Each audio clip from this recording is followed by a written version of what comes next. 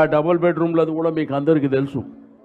కులానికింత మనుషులకింత అని మనం ఇయ్యలే.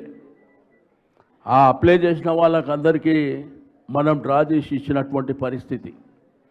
దగ్గర 1,00,000 ఇండ్లు కట్టినాం. ఆ 1,00,000 ఇండ్లు కట్టినవి కూడా మీకు టీవీలో చూసినా పేపర్లో చూసినా అద్భుతంగా కనిపిస్తున్నాయి. ఈ నా కొడుకులు ఎవడు కట్టలే కానీ అవి మనం ఇచ్చినే, మనం కట్టినే వాడు ఇప్పుడు ఇస్తా అంటాడు. దానికి ఏంటంటే ముఖ్యమంత్రి గారి ఆఫీసు జోక్యం చేసుకొని బ్రహ్మాండంగా చేసిరట. ఎవడయ్యా జాగిర్రా నాయన, కట్టింది మేమైతే. ఒక ఇల్లు కట్టిరా ఏంటన్నా, ఒక్క ఇల్లు ఇందిరమ్మ ఇల్లు అని చెప్పారు.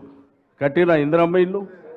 వాడి ఇల్లు గుంజుకోకపోతే ఆ దేవుని మొక్కాలి తప్ప వాళ్ళ జీవితంలో ఎవరైనా ఇల్లు కట్టిర్రా?